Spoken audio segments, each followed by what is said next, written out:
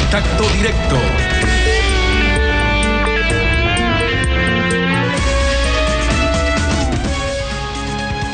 El plan económico del gobierno contenido en el presupuesto 2018, el proyecto de ley de urgencia económica y el alza de aranceles anunciada por el Servicio de Aduanas, así como las revelaciones de Eduardo Mangas, ex secretario de la Presidencia, pusieron en tela de duda los diálogos del gobierno.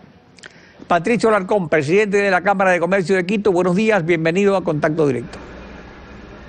Buenos días, Alfredo, un cordial saludo a la audiencia de Contacto Directo. Los antecedentes mencionados enrarecieron la atmósfera del diálogo. Sin embargo, el presidente Lenín Moreno vetó el proyecto urgente aprobado por la Asamblea. El Servicio de Aduanas no ha subido los aranceles como anunció y en la consulta popular se propone derogar la ley de plusvalía. ¿Se reabre así un nuevo espacio de expectativas para el diálogo? Alfredo, nosotros esperamos que el diálogo se mantenga. Sin embargo, el Ecuador ha perdido una oportunidad de oro para reactivar la economía, para reactivar al sector productivo, para salir adelante. Mire qué es lo que ha sucedido. Complican al Ecuador en el ámbito financiero, complican al Ecuador en el ámbito institucional y complican al Ecuador para seguir atrayendo inversión. Seguimos con los mismos actores trabajando en materia económica. Más de lo mismo no va a resolver los problemas que tiene el Ecuador. ¿Qué es lo que sucede?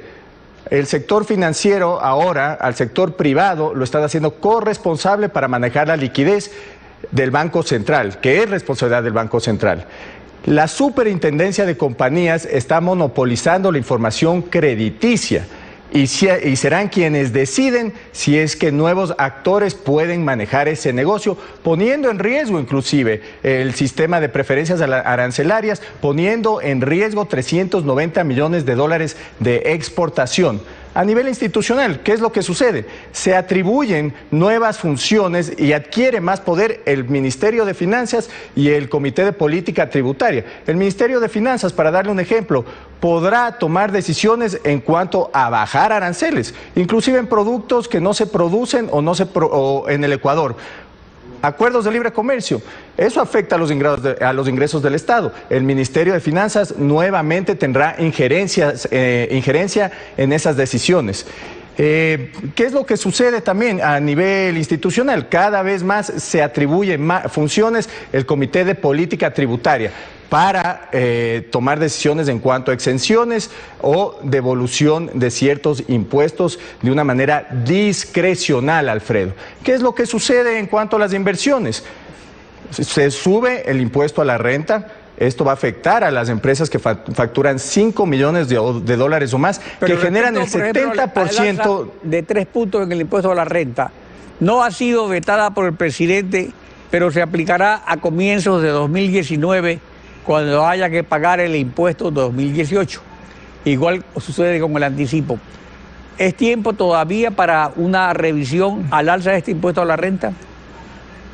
Mire, así empiece durante el 2019, ya está enviando malos señales a los inversionistas, porque cuando alguien decide invertir en un país, esto es un proceso, no es que trae la plata de un día para el otro, sino que investiga el mercado, hace un plan de negocio, se pone de acuerdo con los diferentes actores. Entonces no tiene mucho que ver que arranque con esta decisión durante el 2019. ¿Que hay tiempo? Bueno, yo espero que una vez que se solucione el problema político, porque existe ciertamente un problema político en el Ecuador, y una vez se gane la consulta popular, que el gobierno pueda finalmente sentarse con el sector productivo y enviar una nueva reforma tributaria basada en propuestas que realmente van a reactivar la economía, que le van a dar competitividad al sector productivo. Consultivo, porque eso es lo interesante. Las propuestas que existen desde hace mucho tiempo, desde antes de la campaña, se presentaron al Consejo Consultivo, hubo varios meses de diálogo. Ahora, también respecto al alza de aranceles, no se ha concretado. Esta alza de aranceles encarecería la vida de todos los ecuatorianos y viene a sustituir a las sobretasas que la OMC exigió levantar. O sea, ¿cuál es la situación respecto al alza de aranceles? ¿Ha recapacitado el presidente o solamente es un compás de espera para bajar la tensión? Mire, el ministro de Finanzas, quien yo creo que está equivocado, manifestó que esas tasas son inamovibles. Ese es un arancel para la ciudadanía. Son 10 centavos con un cálculo que se hace por peso. Bueno, que finalmente es la tasa. Yo me refiero al alza de aranceles al máximo permitido por la... Bueno, claro. Están analizando el alza al techo permitido por la OMC en 325 partidas, me parece. Eso aún no lo deciden, pero se están tomando otras medidas paralelas, como bien lo dije, la tasa o como resoluciones del SRI, que esperemos que no terminen en intenciones o que no terminen en alzas o en la creación de nuevos impuestos. Entonces, ejemplo, trabajamos con cambios constantes en las reglas de juego. Anoche el presidente en su mensaje semanal hablaba con satisfacción de que han aumentado las ventas en un 6%. Pero eso es justamente porque se suprimieron las sobretasas.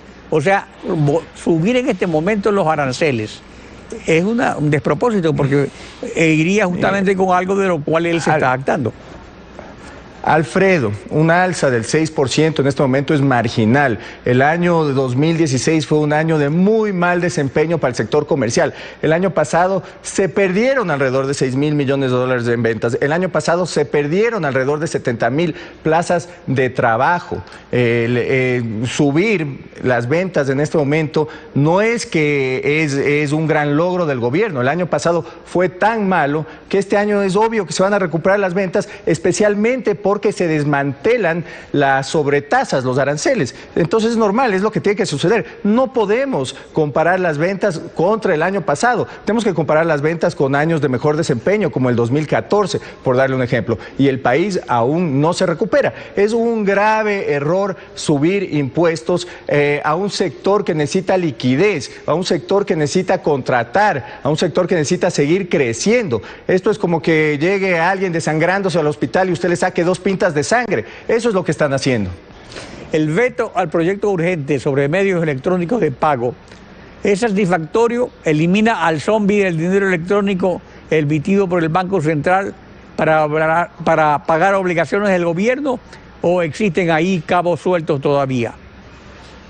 Mire, es positivo que la banca privada pueda manejar el dinero electrónico solamente como un medio de pago. Habría que revisar el Código Monetario para que el Banco Central no pueda llegar nunca a emitir dinero electrónico con respaldos líquidos del gobierno ecuatoriano. Eso no tiene sentido. Para que esto funcione se tiene que crear una gran red y es muy difícil que se cree una red donde se acepte el dinero electrónico. Yo creo que existen otros tipos de problema en el ámbito financiero, como la corresponsabilidad para el manejo de la liquidez. Ese es un problema, porque si es que le exige el gobierno a la banca a mantener más reservas en el Banco Central, ¿a quién le termina afectando esto? Al sector productivo, Alfredo, porque finalmente esta plata no se puede conceder a los diferentes sectores productivos para seguir creciendo, para trabajar, para capital de trabajo, para la inversión. Digamos, entonces, la idea es que el sector productivo tiene expectativas todavía en que continúe el diálogo y que este diálogo pues no se tropiece con lo que se tropezó con el proyecto urgente y con la anunciada alza de aranceles, porque eso va justamente en la vía contraria de lo que se habló en el diálogo.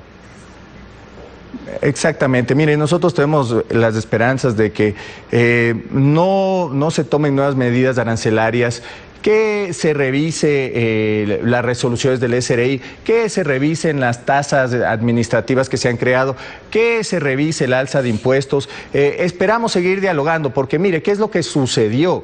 Se dialogó durante 100 días y finalmente quien ganó poder fue el equipo económico, porque no se tomó en cuenta ni una sola sugerencia que hizo el sector productivo. ¿Qué es lo que hicimos? Fue retroceder con las mismas políticas del régimen anterior.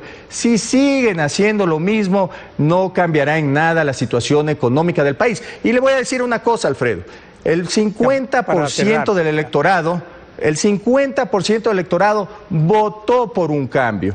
El presidente empieza a ganar popularidad, porque la gente escucha y lo que quiere es un diálogo, lo que quiere es que se escuchen las propuestas. O sea, él mejoró si es que esto no sucede, porque si es que esto no sucede, el diálogo tiene que tener resultados. Exactamente.